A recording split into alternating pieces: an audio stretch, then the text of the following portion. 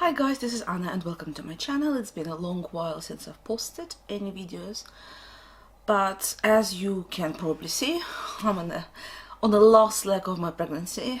It's my first day finally being on maternity leave. I was supposed to work until Thursday this week, but last Thursday I had quite a stressful day and basically made a decision with my obstetrician that it's probably better for me to take bed rest. Well, it's better for the baby because it's just got to the point when I'm too big, with all the complications I'm having.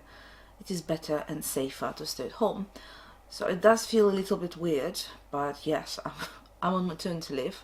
I have my bag packed for the hospital just in case. So yeah, all ready to go. So I'm gonna try to shoot the last video for the books I've read in December 2017. That would be me closing 2017 finally, because it is pretty much end of March and I haven't shown you anything I've read this year. So yeah, I'm a little bit behind, but it's been really stressful the last couple of months, I'm not gonna lie. So yeah, without further rambling, I've read quite a few books back in December and I'm gonna split the video in two halves. So in the first half I'll talk about non-fiction books and then the second half about fiction books. And straight away I'm going to show you the two books on which I'm not going to dwell for long, for a simple reason. I have made a separate book review. So last year in December I have finished The Gene, An Intimate History, which I quite liked, but I wasn't blown away by the book.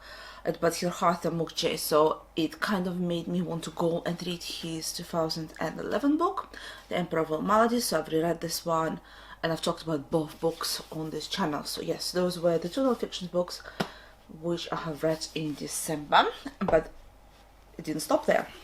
Another non-fiction book I have read back in December. This was a reread for me.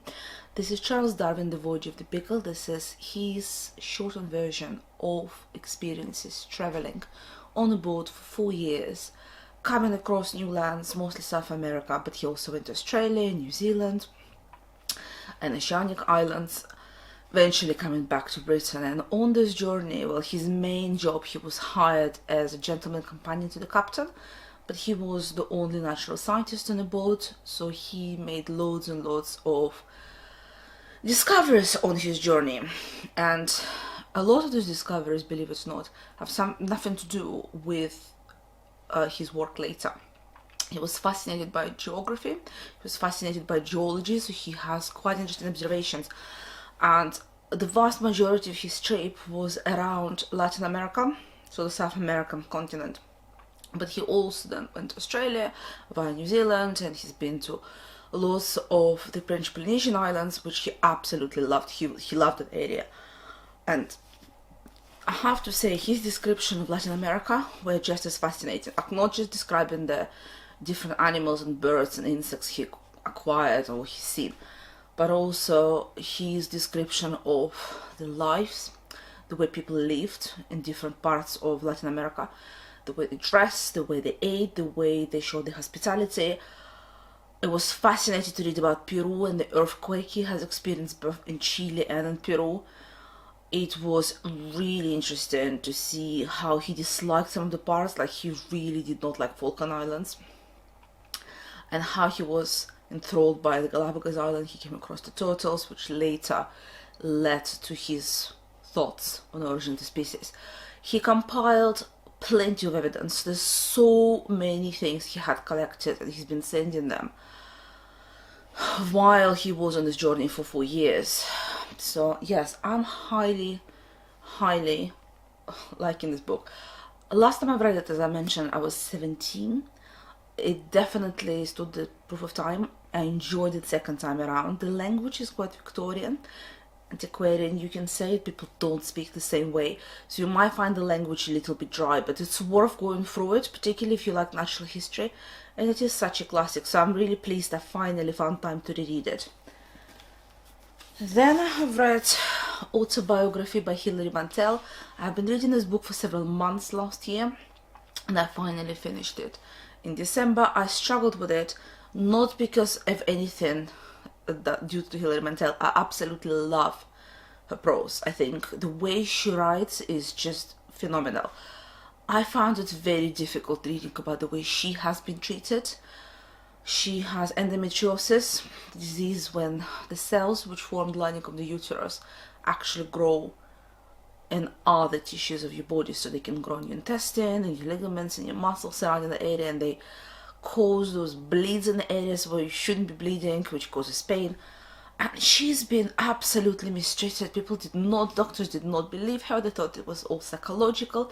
They prescribed her horrendous drugs, lithium-based drugs, deal with her depression, and it's heartbreaking to read.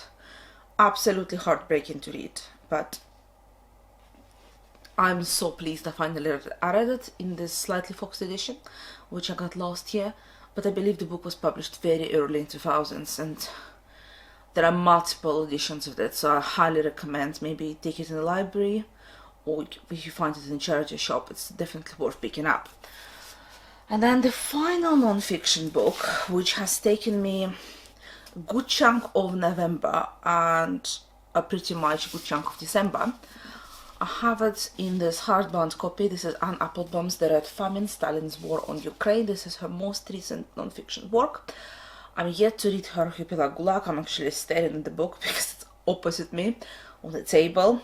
I was supposed to read her Gulag last year, but then this book came out and it coincided really well with my fiction I've been reading, so I've decided to give it a go and absolutely love this. This is a really good introduction to people who know nothing about the period. She's done a phenomenally in-depth analysis of the archives. She doesn't try to spin it in a certain way, like say Ukrainians are all wonderful, Russians are all horrible, or vice versa. She's quite non-biased. She's just generally going through the facts, and you can't deny the fact. It has happened, the famine has happened, and you can be pro-Stalin in whatever way you like, but you can't ignore the fact that people were starving. Millions of people died from starvation, something which could have been completely avoided if there was a political will to do so. And I found this book very difficult to read because of the matter it deals with, but the language it's written in is really accessible. I have obviously done lots and lots of bookmarks in this. The paper, I have to say, I love really good quality print books, and this is an excellent quality. It smells really nice. The pages are really soft. It has really good quality photographs, which are very well curated, so I can totally see why she went for the pictures she went. They give you a good story. But what really impressed me and helped me were the notes. She has notes for every single chapter, including the preface. They go in a order they appear, so she's using the Stanford system or the Harvard system, and everything she mentions you can find. If it is from the archive, she would say it is in the archive, and you know it's going to be an issue. But otherwise, she's done a phenomenal work trying to get lots and lots of reading on the subject areas. She knows what she's dealing with. She knew it was going to be difficult reading. Her preface, she also mentions the fact that it's just unfortunate she had to publish the book the way she did, now that we have the Russian-Ukrainian conflict, and a lot of people might think something to do with it, but has nothing to do with it. The only thing which was a little bit of a negative for me is that she has mentioned the famine which happened at the same time, not in the Ukrainian territory of USSR, but in the Russian territory adjoining to it. And she doesn't even hint, she openly says, like, I know guys, this has happened in such and such and such regions, but in this book I'm not going to deal with it, I'm going to concentrate on the Ukrainian thing. Which a lot of people can misconstrue, and they can say she's doing it deliberately because she wants to be anti-Russian and show her political allegiance. I don't think she does. I think she realized that if she was going to go into the Russian regions, she will have to add at least one chapter. I don't think it's going to be one chapter. I think it would have been like 2-3 extra chapters. She would have to explain the Don region, and Kuban region, which are next to it, and Caucasus, way more. And why, for political reasons, those were not desirable regions. Like, she would have to mention the civil war which happened there following the revolution in Russia 1917, so 1918, 1921, and the way the Cossacks were against the new regime, and how it is a big plast of history. And I think she deliberately avoided it for that reason, but it would have made the book more complete for me. Nonetheless, I will highly recommend this if you are interested in the 20th century USSR or Russian history, Ukrainian history. This is definitely worth reading, but it is hard. She's quite open about people and children dying from starvation, so you have to be mentally prepared for this book. That's it for the non-fiction. And then I've read 4 books of fiction, and one of them I have read electronically, so I'll start with that one so I can kind of insert the picture. I have finally read the 3rd book in a John le Carre, George Smiley series called, it's not Cold for the Dead, The Spy Who Came from the Cold. And I really enjoyed it. I think out of the 3 books, it's the 3rd in the series so far, that was my favorite, because it definitely dealt with espionage, it dealt with spies properly, and it is set not just in the UK, in London, but it is set in East Germany, and I truly enjoyed it. Like, honestly, I've read it in one day. It is quite short, and I've read it in a day, and I want to continue with the rest of the series even more now. Obviously, I want to read the Tinker Tailor Soldier Spy, but I'll get to that. I want to read them consecutively. Right, so 3 books I have read on paper. I'll start, and I haven't paper. I'll start with the heaviest. This was the Body Read of Yelena, and I'm gonna link her channel down below. We've decided last year it would be a good idea to finally tackle this monster of the book, this mammoth tome, called The Luminaries by Eleanor Catton. That was her debut novel. She's a New Zealand author, and she won the Man Booker Prize with this book. And obviously, if you are shortlisted, longlisted, or let alone win the Man Booker Prize, your book gets published more. What made me kind of procrastinate from reading it was the size. But then I argued, okay, I like actually to stick with the book for a while, so we just should read it. So I mentioned on my channel that Elena wrote to me, she's like, I would like to read it with you, and I've been procrastinating for the same reasons, so we've been reading it together, and I'm sad, but for me this was a 3 out of 5 stars. I really went into this book expecting to love it, because a lot of the booktubers whom I've been watching for a while, they all said, like, well, if you like Charles Dickens, if you like Victorian literature, then you would really like this book, because it is kind of written in the same language, it's set in the same time period, so you would enjoy it. But I found that after about 300-400 pages, the story was not leading anywhere. It was just all the same and going in circles. It's like, you know, when you expect, when you go to a feast or you go to a show, like, you expect to be blown away, and you sit there and you expect, oh, the wow moment is gonna come next, and it's gonna come next, and it's gonna come next, but it's just not happening. You start to wonder where it is going to come at all, and it didn't in this book. So, did I like the language? Yes. I think for people who don't like Victorian literature, that would be massive put down, but for me, I actually enjoy reading Victorian literature, so I like the language, but it was enough to carry me through the book. I wanted more character development. I wanted to see more of the story. I wanted to see the intrigue which actually has reasons for happening, because what ended up in the end is that everything just happened conveniently by chance. And I'm really sorry, but I don't buy it. I don't believe in coincidences on that level.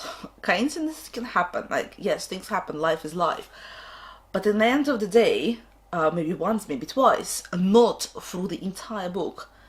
And the entire premise of any plot in this book is based on coincidences.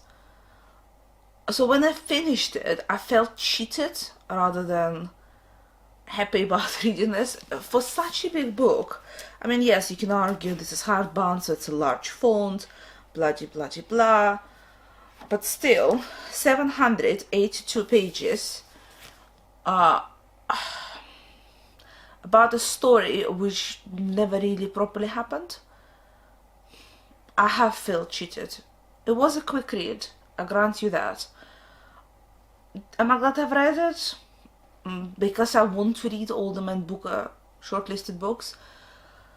For that reason, yes. Other than that, will I recommend it?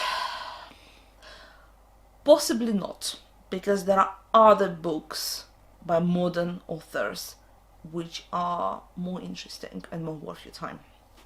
Right, another fiction book I have read, another winner of the Man Booker Prize. This is Margaret Atwood and Her Blind Assassin. This has won the Man Booker Prize back in 2000, so 13 years prior to the Luminaries.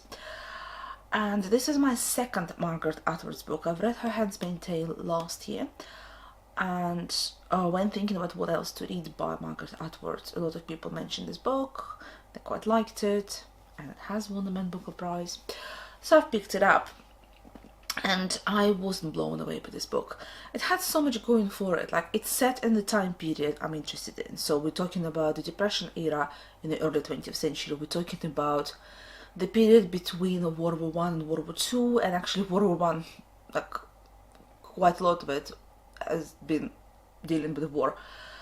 The first World War One. It is set in Canada, and I haven't really read that many books set in Canada, so that was an appeal to me.